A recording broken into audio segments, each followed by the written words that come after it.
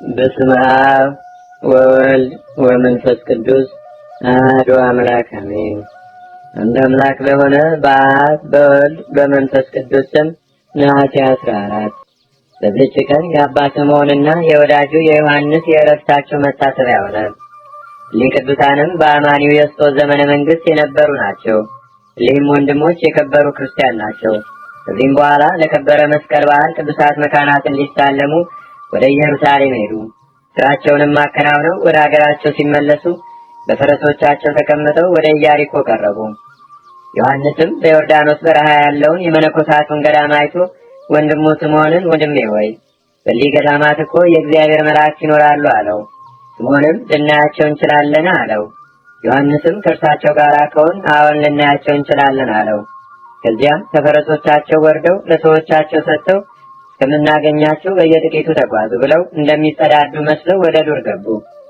የዮርዳኖስንም ጎዳና ተጉዘው ከሰዎቻቸው በራቁ ጊዜ እርስ በርሳቸው እንዲህ ተባባሉ፣ ጸሎት እናድርግ፣ ከኛም አንዳችን ወደ ሀገር ጎዳና ደግሞ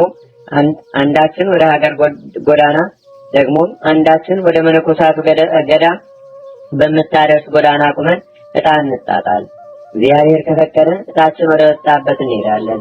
ከዚህም በኋላ ስምዖን በዮርዳኖስ ጎዳና ቆመ። ዮሐንስም ወደ ሀገራቸው በሚወስድ ጎዳና ላይ ቆመ።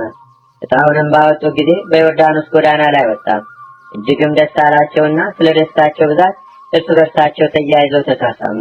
አንዱም አንዱ ወደ ኋላ እንዳይመለስ ስለ ጓደኛው ይጠራጠርና ይፈራ ነበር። አንዱም ሁለተኛውን ይመክረውና ለበጎ ስራ ያተጋው ነበር። ዮሐንስ ስለ ስምዖን ይፈራ ነበር፣ ስለ ወላጆቹ ፍቅር እንዳይመለስም። ስምዖንም ስለ ዮሐንስ ይፈራ ነበር፣ እርሱ በዚያ ወራት መልከ መልካም የሆነች ሚስት አግብቶ ነበርና። ከዚህም በኋላ ወደ እግዚአብሔር ጸለዩ፣ እንዲህም አሉ፣ በውስጧም እንመነኩስ ዘንድ ለእኛ የተመረጠች ገዳም ደጃፎቿ ክፍት ሆኖ ብናገኛት ምልክት ይሆነናል። የገዳሙም አለቃ ኒቆን የሚሉት በትሩፋት ፍጹም የሆነ ድንቆይ ተአምራትንም የሚያደርግ ሀብተ ትንቢት የተሰጠው ሲሆን በዚያች ሌሊት በጎቼ ይገቡ ዘንድ የገዳሙን በር ክፈት የሚለውን በር ራእይ አየ።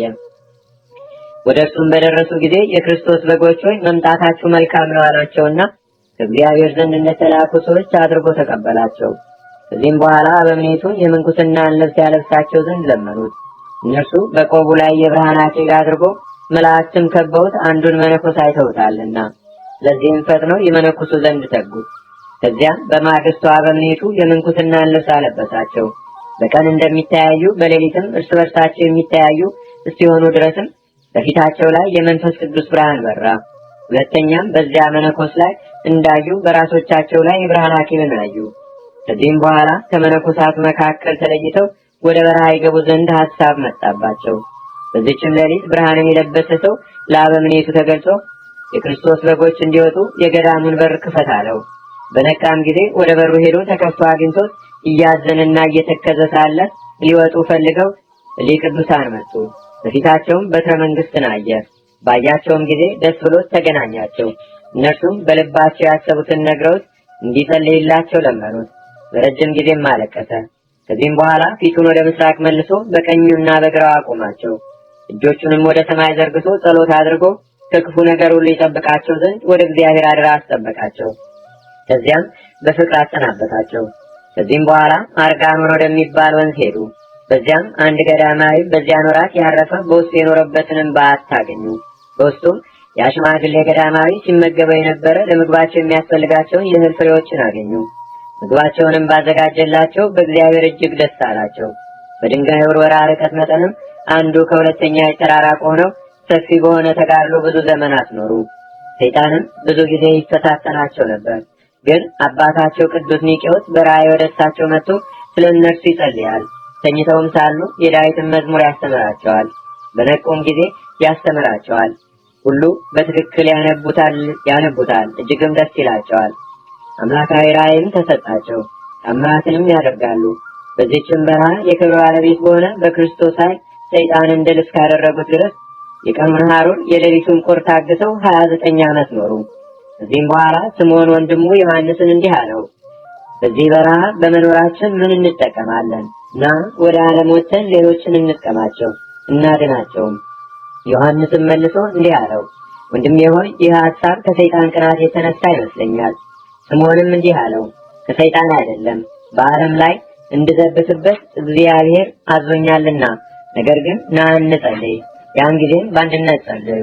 ልብሳቸውንም እስከ አራሶት ድረስ እርስ በርሳቸው ተቃቅፈው አለቀሱ። ከዚህም በኋላ ስምዖን እስከሚሞትበት ቀን ስራውን ይሰውርለት ዘንድ ወደ እግዚአብሔር እየጸለየ ወደ ዓለምም ገብቶ ራሱን እንደ እብድ አደረገ። እብዶችንም የፈወሰበት ጊዜ አለ። እሳትን በእጁ የሚጨብጥበትም ጊዜ አለ። ከዚህም በኋላ ከከተማው በር የሞተ ውሻ አግኝቶ በመታጠቂያውን ማስሮ እየጎተተ እንደሚጫወት ሆነ። ሰዎች እስከሚሰሩትና እስከሚጸየፉትም ድረስ እንደዚሁ አደረገ። በአንዲት ቀንም እሁድ ከቅዳሴ በፊት የኮክ ፍሬ ይዞ ወደ ቤተ ክርስቲያን ገባ። መቅረዞችንም ሰበረ። ሴቶችንም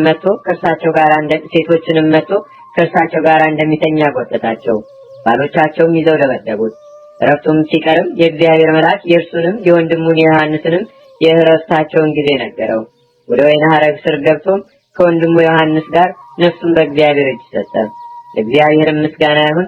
እኛንም በጸሎታቸው ይማረን፣ በረከታቸውም በሀገራችን በኢትዮጵያ በሕዝበ ክርስቲያኑ ሁሉ ላይ ለዘላለም አድሮ ይኑር፣ አሜን።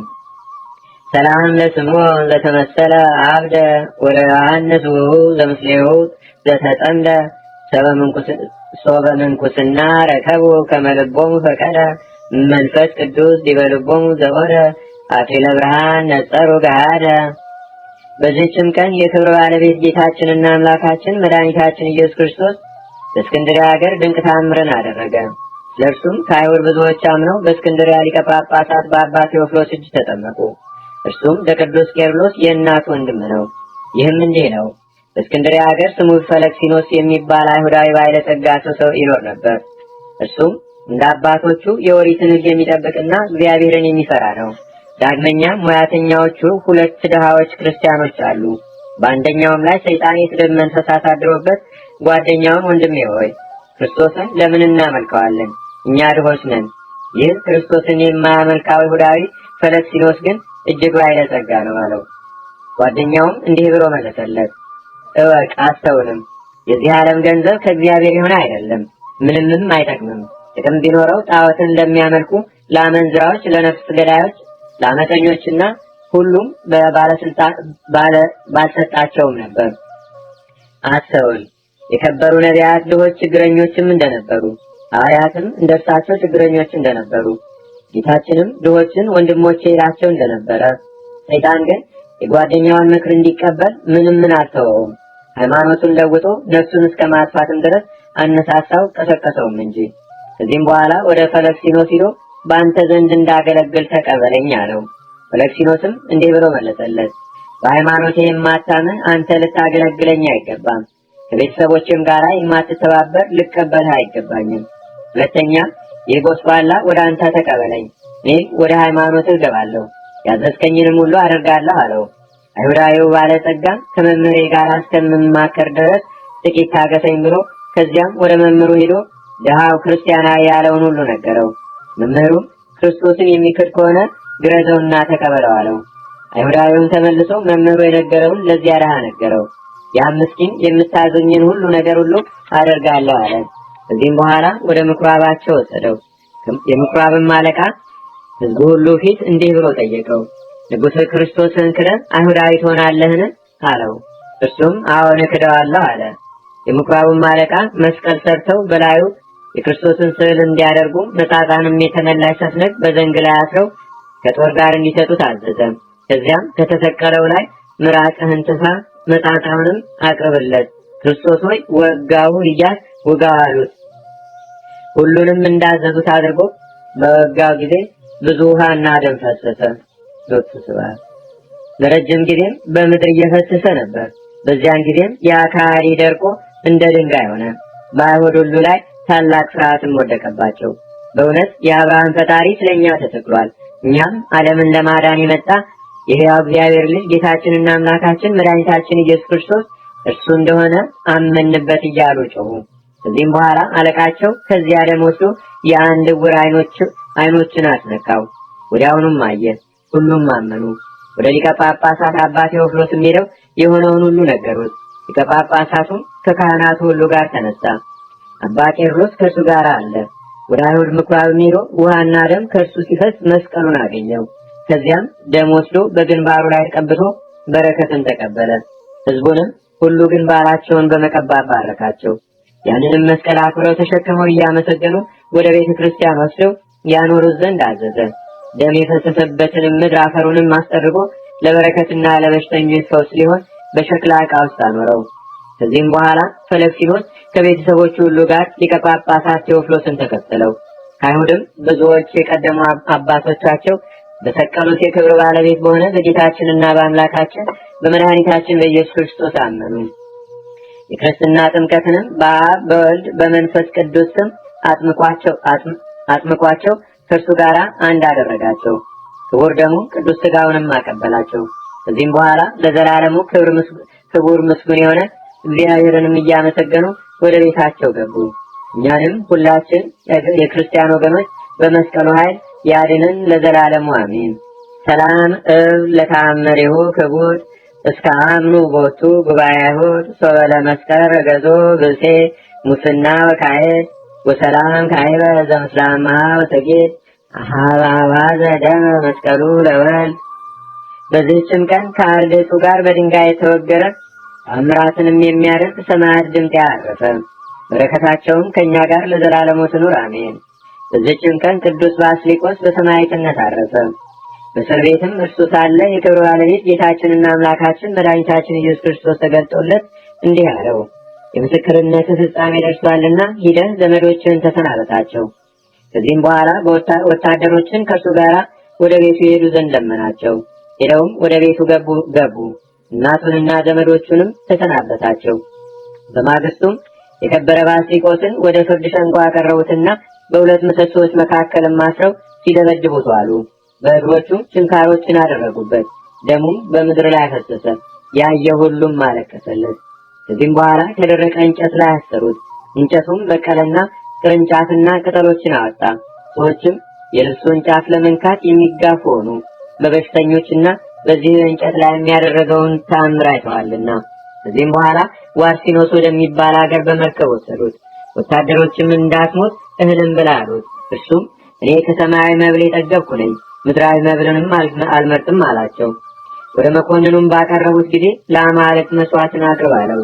የከበረ ባስሊቆስም እኔ አንድ ለሆነ አብ ወልድ መንፈስ ቅዱስ የምስጋና መስዋዕትን አቀርባለሁ አለው። ሁለተኛ ወደ ጣዖታቱ ቤት እንዲያስገቡት አዘዘ። እርሱም ቆሞ ወደ እግዚአብሔር ጸለየ።